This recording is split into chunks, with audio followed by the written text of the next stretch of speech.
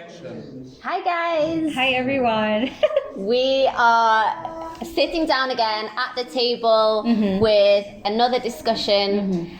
We want this time to be relaxed. We want to talk about a day in the life or things that we do every day or things that we that help us to get closer to the Lord every day as a foreigner in Romania.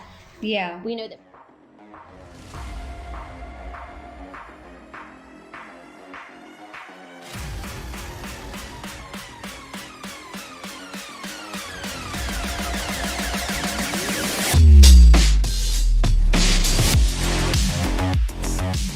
Yeah. We know that people are interested in I hope they are seeing people. Yeah, I who mean, are like, foreign. we don't know yet. Like, there are lots of foreigner wives that just came into Romania that, that probably looking for a company or a community. It's important to like relate with them because probably they're having a hard time to live their life. Yeah. It ain't easy. Yeah. So my name's Rebecca and this is Mica. My name is Mica. You're And from? I'm from England and you're from? The Philippines. You know what makes me laugh? It makes me laugh. I've been here for over 10 years. Let's say like maybe even 15 years or more.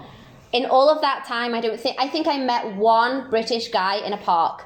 Since you've been here like 3 years now, you've met like 177 Filipinos You're in like exaggerating. this city.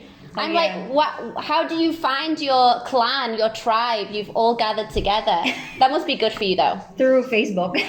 We That's have true. like a Facebook group and messenger group, that we can like talk and like, oh, let's gather together and like let's cook something and then just like That's why. it's very helpful. That's why, because British people don't want to talk to each other. Maybe. Oh. Maybe we want to stay at home on our own.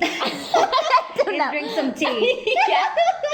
No, maybe that's why. No, I didn't really see many. I saw a couple of Americans and Canadians, but yeah, so that's great. So I've been enjoying getting to know your Filipino friends. Yeah. When we do like gatherings and they bring food, it's so exciting. So what do you think if we're going to get right into the subject, what do you think was something that impacted you, let's say, when you came here to Romania? Because I've been here now, like I said, like over 15 years, I guess. And you've been here more recently. So we have a different experience, but there'll be some similar things and there'll be some things that are different. So let's hear from you. What was one of your impactful things that happened to you, I guess?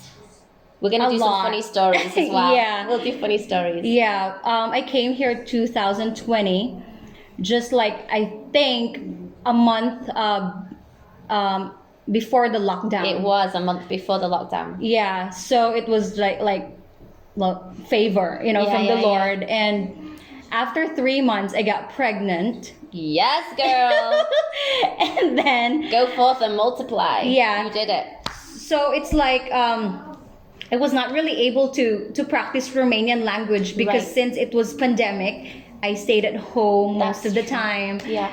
But church community really helped me. I'm so happy when I met her. She speaks English.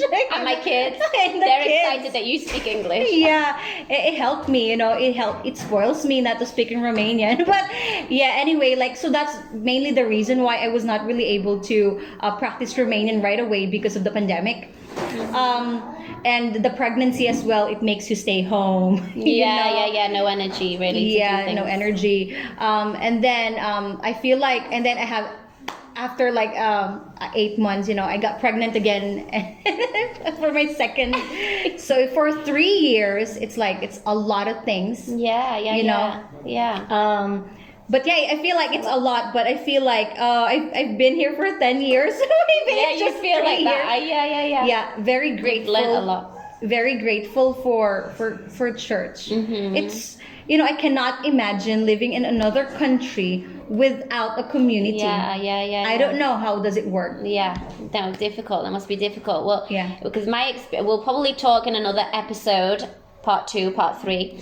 We'll talk about, because if I've been here for over 16 years, there's a lot to talk about. Yeah. But yeah, so I think for me as well, one thing that impacted me, like when you came, I guess you had me and other people and the church, like you say. And I came to a church, but people, even though they knew English, they didn't really like speak a lot to me in English in the services.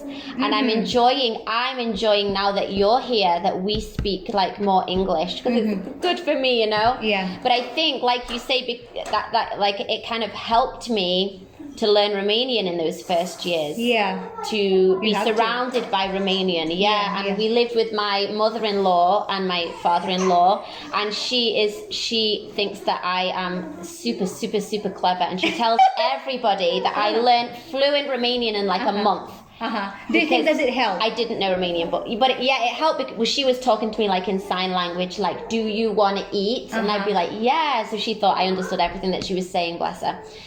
So that helped me, because it is important for the language, because for me, it was really important to be funny. And my brother-in-law will say that I'm not funny, that he's funnier than me, but like we know that that's not true. You're very funny. But thank you. You see, I'm so glad you're here. Now with a mix of Romanian. Yeah. I mean, it's dry humor. It's different. But for me, it was important to understand the language and to be like, and to join in the community and the jokes. You know, when everyone is joking in a corner and you don't know what's going on. And I'm trying to like, laugh as well. And then people are like, she doesn't get it, you know. But Romanian are funny people. They are funny people. They are. I've adapted my humor in some areas. You're mixed now. Yeah. We're half Romanian. We can't help it. Yeah. But so it was important to me to be part of the community in that way, you know. And then I think in terms of church and ministering, you know, like I didn't always have a role at the front of church, and I've always been together with my husband, you know, leading youth groups or whatever, but never really at the front, you know, having to speak in Romanian. And recently in the last 3 years I've had to do that, and that's been a huge learning curve for me. How are you feeling that, like in a church setting, like speaking on the microphone because you speak in English? Do you feel like you wish you could just kind of speak in Romanian, or do you think that that's not really a problem? In the beginning, a lot of people understand English anyway, don't they? In the beginning, I feel like, you know, I don't have the liberation to like be who I am in Christ, but I'm so glad for you. You know, we're just, you know, we're like encouraging each other. Go speak. You know, I'm here for you. Like I'm gonna back you up. You know, it helps me to be confident. Like I didn't even know that you're struggling to speak in Romanian, because you sound really good for me. For me, you're like a pro, but you're like you're being honest and you're admitting that you know you are. It's hard. It's hard, you know, and people doesn't know that. They think because you're white. For me, I have grace because like I'm brown. I look different. Automatically, they think, she doesn't speak Romanian. So it helps me like, okay. Just do it. Just do whatever God wants you to do. And it's nice to have people that are supporting you with the call of God in your life. It empowers you, you know, like you know, not insecure or whatever. I think that's important as well. I feel Bogdan and I feel important to do for you specifically, even if you don't know the language, like the anointing of the Lord is still upon your life, and so when you speak out, a lot of people know English anyway, but even if they don't, they're stirred in their spirits anyway, you know. And it's important for you to not feel shut down and wait until you can speak the language properly and perfectly, because I can't. And there's so many times I'm on the microphone and I can hear all the mistakes I'm making in the language. And oftentimes I've started to learn the Bible in Romanian because it's so different. Like I've always grown up reading my Bible in English. And so when a verse will come into my head, and I'm like, but how do I say that word in Romanian? So like, it's in Romanian? The word? Well, no, in English it comes into my head and I want to speak it out, but then I'm translating it, so I'm saying it in Romanian. And I'm like, what is that word in Romanian? Or, you know, where's the verse? So it's now I'm in a stage where I'm trying to read my Bible in Romanian. Wow. So that I can, you know, and there's lots of terminology that's kind of different to how we would usually speak, you know. So that's a thing that I'm learning now to do. But I'm so encouraged that we, like you say, we're definitely empowering each other, and it's good that you're here. We're glad. This video is for us. We're just sat here just talking about our life, just encouraging each other. I mean, it's encouraging for other people, like to draw yourself into a church community. Yeah. It's sad, you know. I've heard stories of people that migrates to another country that ends up like suicide. You know, like it's a lot. You know, it's the sadness. You know, the language, the food, isolation, like the different weather, food. Yeah, for you, I think that's a big thing. The different food, isn't it? the different Because food. it is so different. It is. It is. Yeah. It is. You know. I remember you being pregnant, and I'm like. And she's, I don't have time to do like food. And I'm like, I'll come round and make you a soup. And she's like, British soup. it's okay. It's okay. I'm like, okay, how can I help you? She doesn't want my British But you soup. did. You Oh did no. help. But I mean, I should come around and cook you rice. That's what I should have done. Or things that you like to Diana eat. But did I don't that know how to do that. Diana did that. Yeah. See? She's a good friend. But it's different. Like our needs are going to be different, aren't they? And also like with our husbands, it's interesting for them as well because we obviously both married Romanian men, and it's them adapting to our culture as well and helping us to adapt to their culture. You know, it's a dance, isn't it? It's a waltz, and it's an interesting learning curve because other people they have lots of things that are in common, like we have also with our husbands lots of things in common, but then there are things that people from the same culture will have that are different. They have different family backgrounds, they have different maybe ages, different whatever, and we have also another added dynamic of a different language, like your different maternal language. And when you think how important communication is in a marriage, you both have a different language, because I know you both speak in English to each other and we speak at Romanian and English, but when your first language is different to your partners, it's a big deal. Like, you know, things can get lost in translation, you know, and learning the culture, you know, I never knew that it was like rude to sit with your back to somebody or in Romanian. Yeah, or other rude things that I didn't know. I've offended a lot of people through the years. And I'm trying to say like, but it's not, I'm sorry to anyone who I ever offended. I want to say sorry. But without realizing it. And then sometimes, even now, like there'll be things that I'll do that will be offensive by mistake, obviously. Yeah. And I have to say like, I'm sorry, it's because I'm English, but because I've been here for so long. Yeah. And I've been back and forth, but because I know the language, people are like, really? Oh, you yeah. know, I don't think a lot of people believe me anymore, but I'm learning a lot more, like, you know, the things that are offensive in one place. When I went to England, we went to visit in England in this summer.